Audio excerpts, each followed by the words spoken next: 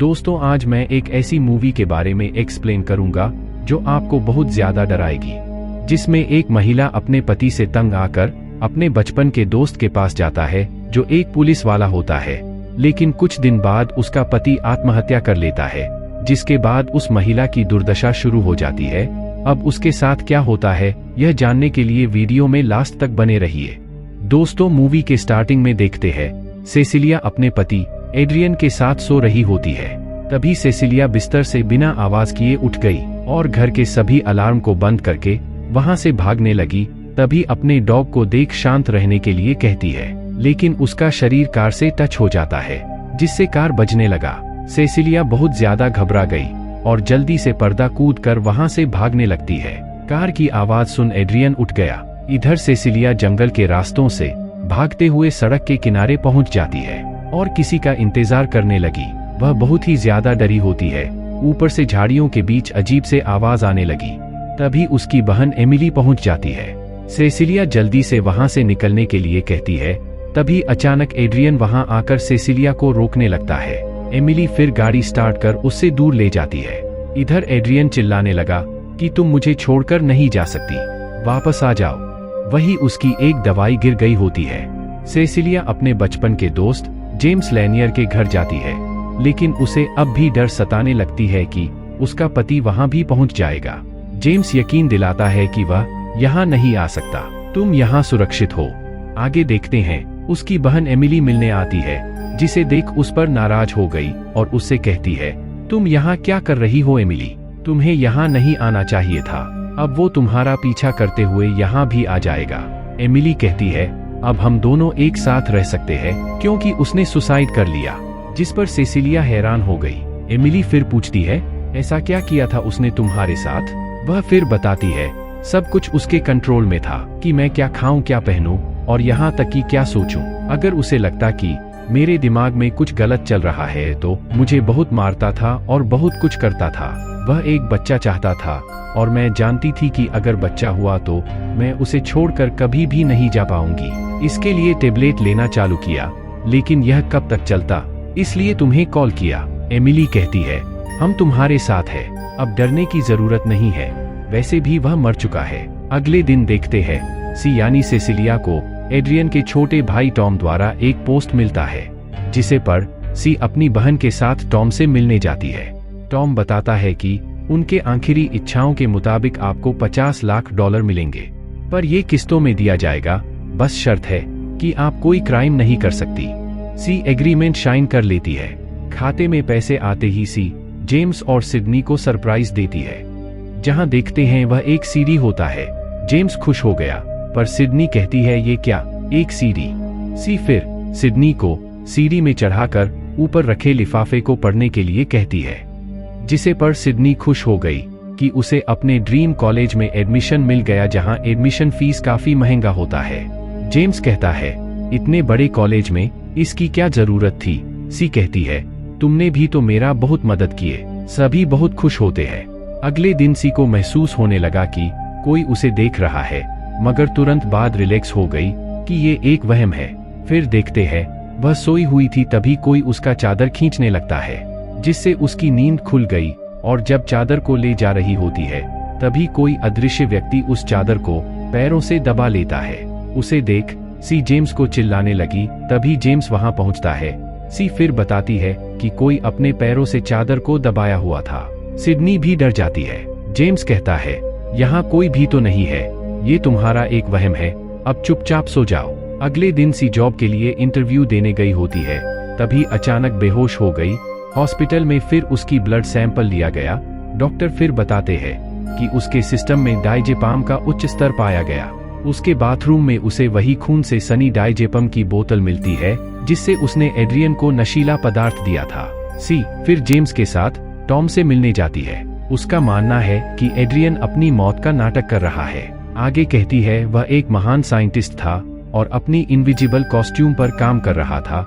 मुझे लगता है वह इसमें कामयाब हो गया है, तो अपने भाई से कहो कि परेशान ना करे। टॉम बोलता है, ये कैसे हो सकता है, और उसकी मरी हुई फोटो दिखाता है। आगे देखते हैं, सी अपनी बहन एमिली से मिलने गई, जहां एमिली कहती है तुम्हें लगता है कि मैं एड्रियन के पैसों पर नजर रख रहा हूं। सी कहती है ऐसा तुमसे किसने कहा? एमिली बताती है तुम्हारे ईमेल द्वारा मैसेज मिला। सी कहती है यह झूठ है, मैंने कोई ईमेल नहीं भेजा, जरूर ये एड्रियन ने किया है। एमिली कहती है वो मर चुका है, तुम पागल हो गई हो, जाओ और किसी डॉक्टर को दिखाओ। एमिली फिर अपने ईमेल चेक करती है, जिसे देख वह रोने लगती है। तभी सिडनी उसके पास आती है और सी से बातें करने लगी। तभी अचानक सिडनी पर कोई हमला कर देता है। सी फिर पूछती है तुम ठीक हो? लेकिन सिडनी को लगा कि सी ने उसे मारा है और अपने डैड को आवाज देती है। सी कहती है मैंने उसे नहीं मारा, जरूर ये एड्रियन ने किया है। लेकिन जेम्स भी उसकी बात नहीं सुनता और सिडनी से दूर रहने के लिए कहता है। सी समझाने की कोशिश करती है कि वह ये सब जानबूझ कर रहा है ताकि तुम्हें लगे कि ये मैंने किया है। जेम्स फिर भी उसकी बात नहीं सुनता और सिडनी को कहीं सेफ जगह ले जाता है। सी फिर एड्रियन को सामने आने के लिए कहती है। उसी वक्त एड्रियन उस पर हमला कर देता है, लेकिन सी किसी तरह से बचकर वहां से निकल गई। सी बहुत ज्यादा डरी होती है और फिर एड्रियन के घर जाती है, जहां उसके बनाए कॉस्ट्यूम को देखने लगी जो इनविजिबल होता है। फिर मोड को ऑन करने पर देखती है शूट वापस विजिबल हो गया। सी हैरान हो गई।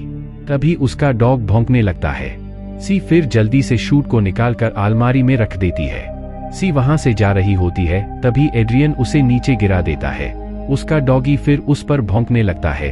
सी फिर जल्दी से वहां से निकल गई और एमिली को अर्जेंट फोन करके मिलने के लिए बुलाती है। सी फिर कहती है मैं जो भी बोलूंगी तुम्हें उस पर यकीन करना होगा। एमिली कहती है ठीक है। सी फिर उसे बताती है कि आज मैं एड्रियन के घर गई थी, जहां मैं एक ऐसा शूट देखा जो गायब होता हो। इससे साबित होता है कि एड्रियन जिंदा है, मरा नहीं। उसी वक्त एड्रियन चाकू से एमिली के गले को काटकर सी के हाथों में चाकू रख देता है। एमिली की वहीं मौत हो गई। उसे देख सभी डर कर भागने लगे। सी बहुत ज्यादा रोने लगी। उसे फिर गिरफ्तार कर लिया गया और मेंटल हॉस्पिटल ले जाते हैं। वह चिल्लाने लगी कि उसने खून नहीं किया है। उसकी बात नहीं सुनते और उसे बेहोशी का इंजेक्शन दिया गया। अगले दिन पूछताछ करते हैं, जहां सी साफ इनकार कर देती है कि एमिली का खून उसने नहीं किया और उन्हें बताती है कि वह यहीं कहीं है, वो हमारी बात सुन रहा होगा। जेम्स भी सोचने लगा कि ये हो क्या रहा है। सी फिर कहती है ये सब उसकी वजह से ही हुआ है। जेम्स कहता है नहीं मेरी गलती है, मुझे उस दिन तुम्हें अकेला नहीं छोड़ना चाहिए था। सी को फिर पता चलता है कि वह प्रेग्नेंट है और हैरान हो गई कि ये कैसे हुआ जबकि वह टेबलेट लेती थी। टॉम फिर सी से मिलने के लिए आता है और कहता है जैसे कि तुमने अपराध किया है तो अब ये ट्रस्ट का पैसा तुम्हें आगे नहीं मिलने वाला। आगे कहता है तुम्हारे पास एक रास्ता है जहां तुम्हारी सारी तकलीफ खत्म हो सकती है। बच्चा पैदा करने के लिए मान जाओ और एड्रियन के पास लौट जाओ। उसे पता था कि तुम बर्थ कंट्रोल की टेबलेट ले रही हो, इसलिए दवाई बदल दी। तुम्हारे पास अब भी वक्त है एड्रियन के साथ वैसी लाइफ जीने की जो पहले जिया करती थी। सी कहती है मुझे यकीन नहीं था कि तुम भी अपने कायर भाई के साथ मिले हुए हो। सी मना कर देती है कि एड्रियन ने उसकी बहन की हत्या की और चुपके से उसके पास से पेन निकाल लेती है। टॉम फिर भी 3 दिन और सोचने का टाइम देकर वहां से चला गया। उस रात सी पेन से आत्महत्या का प्रयास करती है और अदृश्य व्यक्ति को लुभाती है। जब वह उसे रोकने की कोशिश करता है तो वह उस पर पेन से बार बार वार करती है, जिससे सूट खराब हो जाता है। गार्ड उसे रूम में घुस जाता है, लेकिन एड्रियन उसे भी मार दिया। मौका देख सी वहां से भागने लगती है। गार्ड आते हैं, लेकिन एड्रियन सभी को मार देता है। सी फिर उसे गोली मारकर घायल कर दिया। एड्रियन वहां से भागने लगा। सी उसका पीछा करते हुए बाहर निकल गई और कारों के बीच खोजने लगी। तभी एड्रियन गन को छीनकर बताता है कि वह उन सब को मार डालेगा जो उसके बहुत करीब है, खासकर उस छोटी बच्ची। देखता हूं तुम मेरा क्या बिगाड़ लोगी। और कार लेकर जेम्स के घर जाने लगा। सी भी कार लेकर उसका पीछा करने लगी और जेम्स को इन्फॉर्म करती है कि सिडनी की जान को खतरा है, तुम्हें इसी वक्त उसके पास जाना होगा। इधर एड्रियन घर पहुंच जाता है और सिडनी को मारने लगा। जेम्स उसी वक्त घर पहुंच गया, लेकिन एड्रियन उसे भी मारने लगता है। सिडनी बहुत ज्यादा डर गई। जेम्स बेहोश हो गया। तभी सी उस पर स्प्रे मारकर उसके दिखते ही गन से शूट कर देती है और उसकी वहीं मौत हो गई। जहां देखते हैं वह उसका भाई टॉम होता है। सी हैरान हो गई। पुलिस ने फिर एड्रियन के घर धावा बोला और उसे जीवित पाया, जो बंधा हुआ था। जहां एड्रियन बताता है कि उसके भाई टॉम ने उसे बंदी बना लिया था। जेम्स फिर सी को बताता है कि वह बेसमेंट में बंधा हुआ मिला। वह भी तुम्हारी तरह अपने भाई के जुल्मों का शिकार है। सी कहती है, मैं जानती हूँ जेम्स, ये उसकी एक साजिश है। वो हमेशा यही करते आया है। इस बार अपने भाई को उसके अपराधों के लिए बलि का बकरा बनाया। आगे देखते हैं, सी एड्रियन के पास कॉल करती है कि वह उससे मिलने आ रही है और नाइट में मिलने के लिए जाती है। उसे देख एड्रियन खुश हो गया और कहता है, मुझे तुम्हारे साथ उस तरह से बर्ताव नहीं करना चाहिए था, मुझे माफ कर दो, यकीन मानो अब मैं बदल गया हूँ। सी कहती है, यदि तुम इस बच्चे के साथ जिंदगी चाहते हो तो इसकी शुरुआत सच्चाई के साथ होगी। मैं चाहती हूँ कि तुम वो सब मान लो जो तुमने किया है। एड्रियन कहता है, मैंने ये सब नहीं किया है, इन सब के लिए टॉम जिम्मेदार था। सी रोने लगी कि वह अब भी झूठ बोल रहा है। इधर जेम्स उनकी बातों को कुछ दूरी पर सुन रहा होता है। उसी वक्त सी वॉशरूम जाती है। तभी इधर देखते हैं, कोई अदृश्य व्यक्ति एड्रियन के हाथों में चाकू पकड़ाकर खुद का गला काट देता है। सी वापस आकर देखती है, उसके गले से खून निकल रहे होते हैं और जल्दी से एम्बुलेंस को कॉल करती है। उनकी आवाज सुन जेम्स दौड़ते हुए उनकी तरफ जाता है। फिर देखते हैं ट्विस्ट, कैमरे से दूर हटकर सी बताती है कि ये उसने किया है। एड्रियन वहीं अपना दम तोड़ देता है। जेम्स वहां पहुंचकर सी से पूछता है, क्या तुम ठीक? सी कहती है, हाँ। आगे कहती है, मैं चाहती थी वह अपना जुर्म कबूल कर, पर ऐसा नहीं हुआ और उसने अपना गला काट लिया। कैमरे में सब रिकॉर्ड हो गया है। सी फिर बॉडी सूट को लेकर वहां से चली गई और मूवी यहीं पर समाप्त हो जाता है।